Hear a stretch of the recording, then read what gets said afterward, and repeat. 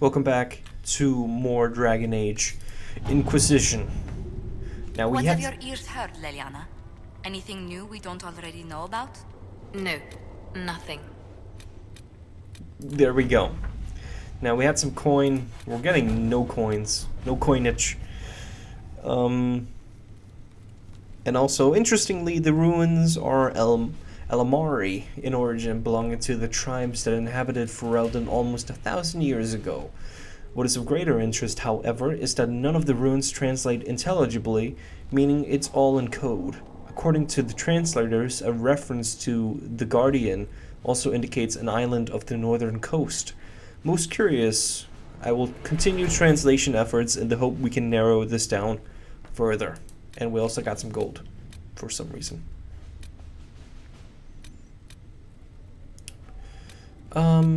Doing. Now we also have some missions over here. Yeah, connections and stuff. Alright.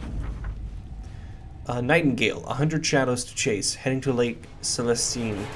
The nobility say it's lovely this time of year. Fisher. Sure. Now, utilize the Great Warden Treaties. The Inquisition is in its infancy. Brr. Building an organization such as this is like building an army. You need soldiers, weapons to arm them, food to feed them, and that's just the beginning. I joined knowing I could make a difference.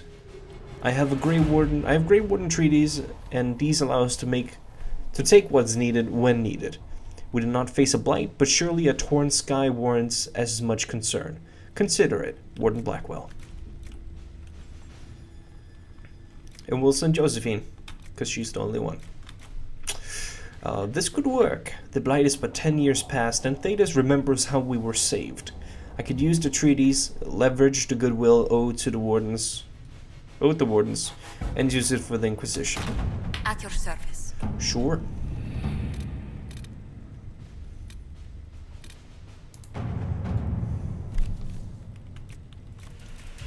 Man, these are all...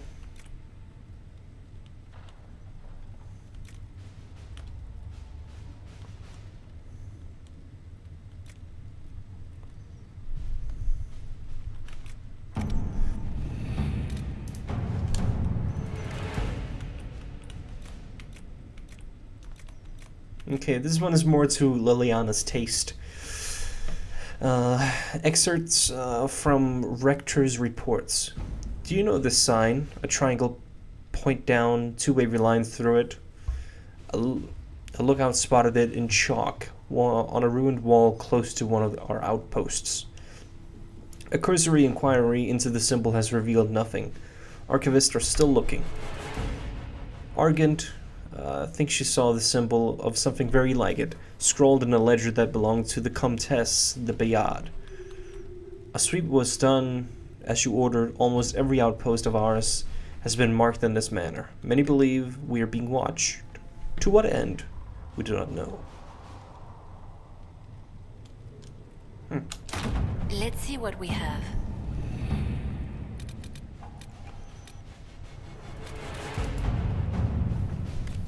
Part of a Ben Hasra report noting the current fight for succession in Lydas, which has been without a direct ruler since Duke Remarque died early in the Orlesian Civil War.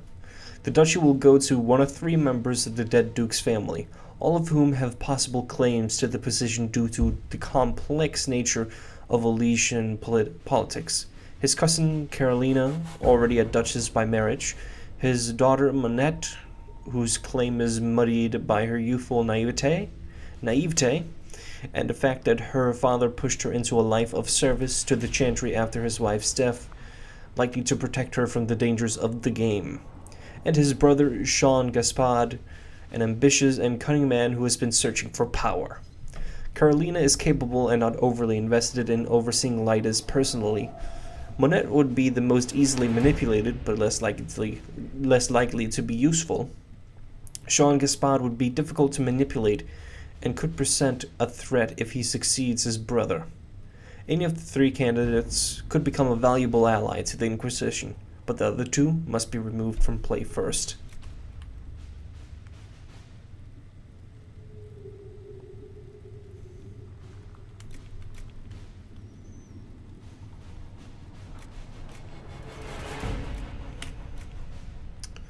So she can destroy Carolina's marriage.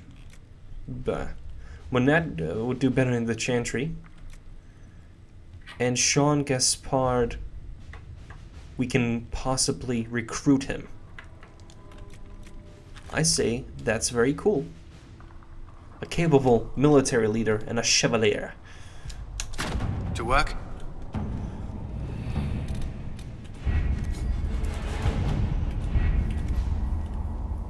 However, now we do the important stuff. Or important, however you define it. Now is the time to talk with companions. And we will do this until no companion is... Oh, Vivienne approves. I don't know of what, but she approves. But we will talk to companions until no talkies remain. So let's start. Greetings. What do the people make of us? Despite our fame, we're low on steadfast allies. We must aim for more. What about our guests? Any thoughts on the people here? Who did you mean? Oh, nope, none of those. Or did I? Vivienne, yeah, sure. What do you think of Vivienne? We've met a few times before at court. No, She remains- we already so long did as her her. interests align with yours, Madame Vivienne will be Warriors. a most valuable ally. Iron Bull. The Iron Bull has had to have made an impression. He is a loud, unapologetic accident merely waiting to happen. I do wish he'd stop daring poor dignitaries to outdrink him. What do you think of Sir Blackwall? Sir Blackwall seems as loyal to the purpose of the Inquisition as he is to the Wardens. His travels must have taken him strange places. I wish he'd speak more about them. And roguish, we did talk about Sarah, I I'd love to know believe. how you and Sarah... I know. Nah. Sarah's ability to vanish whenever her mischiefs... Let's speak later. Farewell. We already talked to her at length.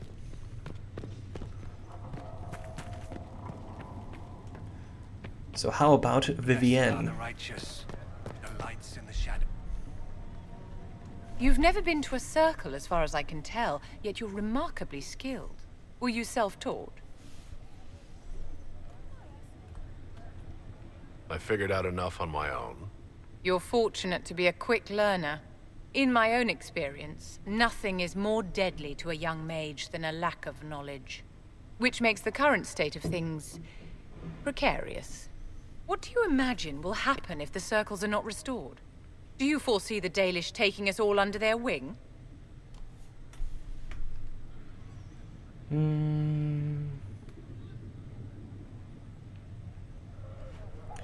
Yeah, this... The war benefits no one. Yeah. It must end, and order must be restored. If only Indeed. the rebels saw things so clearly. Justinia's death has shattered the balance of power in Thedas. If it is not restored quickly, countless lives will be lost. Mages, Templars, innocent people of all kinds now look to the Inquisition to decide their fate. And decide we shall. That's why you wanted to be here. To have a hand in deciding that fate. Wouldn't you? For almost 1,000 years, the world believed it was in the hands of the Maker. And now many believe you are the agent of his will. Whatever the truth is, that belief gives you power. Your chest is so smooth. I'm sorry, but it distracted me.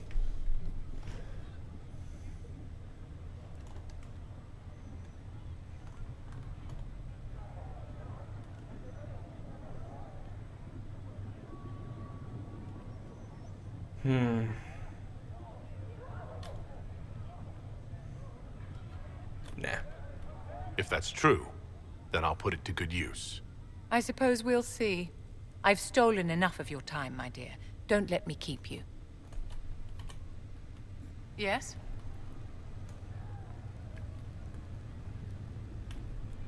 Is there anything I can do to help your efforts at restoring the Circle? After the circles fell, their libraries were plundered by scavengers. 1,000 years of recorded knowledge in the hands of bandits. It makes me sick to think of it. I've received news that some tomes have been located, if you are interested in righting this wrong. Of course. I'll look into it for you. If you can take Old care of tome this matter, is the filled Circle with will be in power. your debt. Why would I not be curious? Yes? I wanted to ask you about the Circle of Magi. Of course. What do you wish to know? If the Circle disbanded, how can you still belong to it? The Circle is an idea, my dear. And an idea cannot be dissolved. Many of the first enchanters voted for rebellion, caring little that anything short of a unanimous decision would pit mage against mage. Rather than dissolving it, Grand Enchanter Fiona's vote split the Circle in two. The rebels follow her, the loyalists follow me. If you lead all the Loyalists, why are you only First Enchanter and not Grand Enchanter? Grand Enchanters are elected, and since there are no First Enchanters besides myself, no vote can be held. I could name myself Grand Enchanter, but the title holds no meaning now. When the circles are restored, that will change. What was it like to live in a Circle? My dear, your question is the root of all problems with mages. I cannot tell you. Every circle was different. Their Templars were different, their politics unique.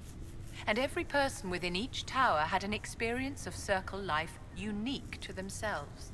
Some people suffered and some were content. Some were cruel, some compassionate, and some indifferent. The same is true of people everywhere, in all circumstances, whether they are mages or not. But you cannot. You have to empathize with the people, especially in Dragon Age Origins. We did not grow up. We grew up with a kind First Enchanter. First Enchanter Irving. Or he was a First Enchanter, I believe. And he was a kind master of the tower. However, the Templars were not. They were, they didn't trust the mages, they didn't really try to work with them. They were the law, so, So, tell me about your personal experience with the Circle. I enjoyed life in the Montsimard Circle, my dear. It was an edifice devoted to knowledge and refinement. And there is comfort to be had, you know, in the company of fellow mages. Those born without magic will never truly understand us. You must have been under constant supervision being forced by Templars to live in the tower. Was that hard to endure? My dear, I have a suite in the palace and a wing at my dear Duke Bastien's estate. I've never been forced to live anywhere. Most circles allowed mages to live away from the tower, either on their own or in service to the nobility. All that was required was permission from the First Enchanter. yeah, First Some Enchanter circles were Irving. harsher in their restrictions. Kirkwall was the worst, but it was the exception. Most were quite permissive. Perhaps too Not permissive like Callan in had. retrospect. The circle tower Lake Callan had. I forget the name if it had one, but not that one. How did we come to this state where the Circle's in revolt? A failure of perspective that infected Circle leadership. Mages lived solely in a world of Templars and mages. They could not even imagine what was beyond the tower walls. Kirkwall gave the world a reason to remember its fear of magic. A mage killed hundreds with a snap of their fingers. Across Thedas, a new tangible fear of magic grew. Commoners and nobles alike called out to the Chantry for protection. But the malcontents in the towers thought nothing of this. They cared only for themselves and for their anger at the new Templar restrictions. When a mage attempted to assassinate Divine Justinia, again, the mages protested the investigation. The leadership chose to vote on independence based on the intolerable conditions imposed by the Templars, sparing no thought to the fact that magic was more feared in the aftermath of these attacks than it had been since Tevinter's day. So long as they had their freedom, they could care little for riots, angry mobs, or about pitting mages against each other. Are you familiar with Grand Enchanter Fiona? We've met. Before her horrendously ill-timed and selfish vote for independence, I thought her adequate at her job. In her dotage, she could not handle looking after the well-being of so many people. We would have done better to replace her years ago, to let her spend time gardening. Vivienne is not very impressed by Fiona. Did they have cause to rebel? In the aftermath of their terrorist attacks? Was that really the most opportune time to break away? By all means, protest abuses by the Templars. Just don't do it in a way that says mages support wholesale murder. By voting when they did, my colleagues all but declared war upon the ordinary people of Thedas. A war in which we are outnumbered 100 to 1. But you don't lump yourself together with the rebel mages, so I don't know why you identify with them. I thought the fighting was only between mages and Templars. Why are mages fighting mages? The vote for independence was carried by only a small margin, but Fiona chose to let the motion stand. Those who opposed a rash declaration of war against the entire free world had little choice. By breaking from the Chantry when they did, the rebels declared themselves in support of mass murder. Anyone who did not wish to support terrorism and the slaughter of innocents was forced to take arms against the rebels. Yes?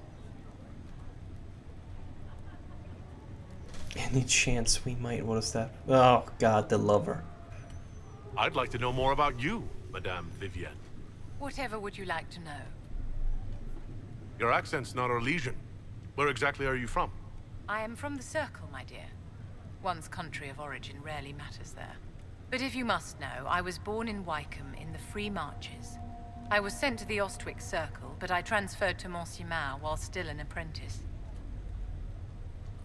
I'm curious how a Circle mage winds up at court here. Nobody winds up at court, my dear. It takes a great deal of effort to arrive there. I caught the eye of Duke Bastien de Ghislaine, an advantageous connection that opened many doors. When the position of Enchanter to the Imperial Court became vacant, I was able to secure it. You're married to the Duke de Ghislaine? I think she's a concubine. Of course not, or my dear. not Don't be concubine, ridiculous. but mistress. Marriage is the business of alliance Yeah. and inheritance. I'm Bastien's mistress.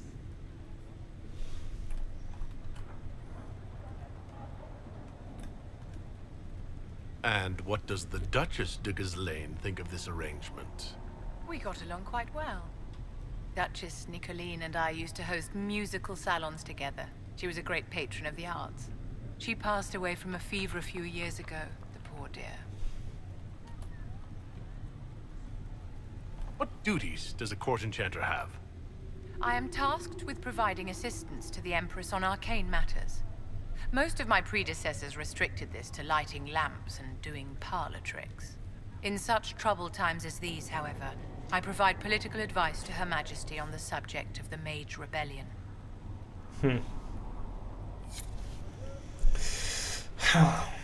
I would not turn my back to this Vivienne character. I think she is too infatuated with power. And her opinions are almost set in stone. I don't think she would budge on many subjects.